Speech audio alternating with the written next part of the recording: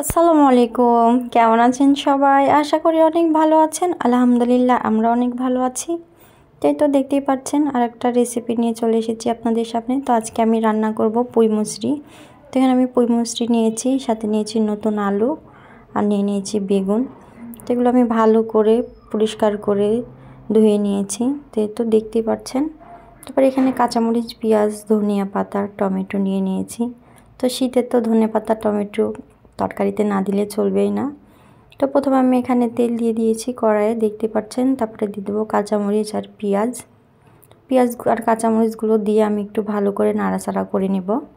পেঁয়াজটা একটু ভাজা হয়ে আসলে আমি সাথে মশলাগুলো দিয়ে দেবো। তো এখানে আমি আদা রসুন বাটা দিয়ে দিলাম পরিমাণ মতো। তারপরে দিয়ে দিলাম লবণ স্বাদ মতো। তারপরে একে একে দিয়ে দেবো হলুদের গুঁড়ো পরিমাণ মতো, দিয়ে দেবো মরিচের গুঁড়ো। তো সবগুলো একসঙ্গে মশলা দিয়ে এখন আমি ভালো করে নাড়াচাড়া করে হালকা করে কষিয়ে নেব। তো মশলা সবগুলো দেওয়া হয়ে গেছে। এখন নাড়াচাড়া করে আমি একটু সামান্য পরিমাণে পানি দিয়ে কষিয়ে নেব। তো পুঁই মুচড়ি খেতে কিন্তু আমার খুবই ভালো লাগে, আর যদি হয় পাকা পাকা। তো আসলে এগুলো একটু আধ পাকা আছে, পাকা কাঁচা মিক্স। তো পাকাগুলো খেতে আরও বেশি ভালো লাগে। তো যাই হোক, এখন তো আর সবগুলো পাকেনি, তো যেটাই উঠেছে বাজারে সেটাই নিয়ে এসেছে আপনাদের ভাইয়া। তাই তো রান্না করে নিব ঝটপট। তো দেখতেই পাচ্ছেন মশলাটা কষানো হয়ে গেছে। এখন আমি তো সবজিগুলো দিয়ে দিব, দিয়ে আর একটু ভালো করে নাড়াচাড়া করে নিব। মশলার সঙ্গে আমি ভালো করে সবজিগুলো মিশিয়ে নিব, নিয়ে নাড়াচাড়া করে নিব। তা আর একটু সামান্য পরিমাণ আমি পানি দিয়ে দিব, দিয়ে ভালো করে কষিয়ে নিব।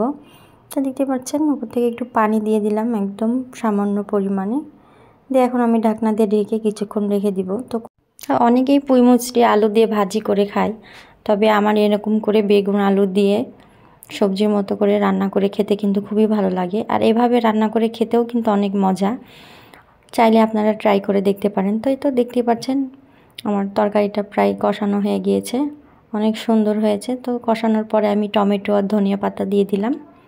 তারপরে আমি আবারও ভালো করে নাড়াচাড়া করে মিশিয়ে নিব। তো দেখতেই পাচ্ছেন অনেক সুন্দর হয়েছে। তো এখন আমি আরেকটু সামান্য পরিমাণে পানি দিয়ে দিব তরকারিটা রান্না হওয়ার মতো। তো দেখতে পাচ্ছেন রান্না ফুটে আসলেই তরকারিটা আমার রেডি হয়ে যাবে। তো আমার ভিডিওটা যদি ভালো লেগে থাকে অবশ্যই লাইক কমেন্ট শেয়ার করবেন, ইউটিউবে সাবস্ক্রাইব করবেন, ফেসবুক পেজে ফলো দিয়ে পাশে থাকবেন প্লিজ। তো দেখতেই পাচ্ছেন প্রায় রান্না হয়ে গিয়েছে, অনেক সুন্দর হয়েছে, কিন্তু খেতেও অনেক টেস্ট হয়েছে, রান্নাটাও কিন্তু অসাধারণ হয়েছে। তো দেখলেই বুঝতে পারবেন আপনারা, চাইলেই কিন্তু এভাবে ট্রাই করে খেতে পারেন। এটা নতুন কোনো কিছুই না, সবাই জানে এটা রান্না করতে। তারপরেও প্রতিদিন আমি যেটা রান্না করি সেটাই আপনাদের সাথে শেয়ার করি, তাই এই জন্যই শেয়ার করলাম। তো রান্না রেডি। তো এখন আমি একটা প্লেটে ঢেলে নেব সুন্দর করে। তো দেখতেই পাচ্ছেন অনেক সুন্দর হয়েছে, একদম লোভনীয়, অনেক মজার হয়েছে কিন্তু খেতে। এরকম পুঁই মুচড়ি যদি রান্না করা হয় তো খেতে কিন্তু খুবই ভালো লাগে। নিমিষে এক প্লেট ভাত খাওয়া হয়ে যাবে, আর অন্য কোনো তরকারি লাগবে না। তো আমাকে তো খুবই ভালো লাগে খেতে। সবাই ভালো থাকবেন, আল্লাহ হাফেজ।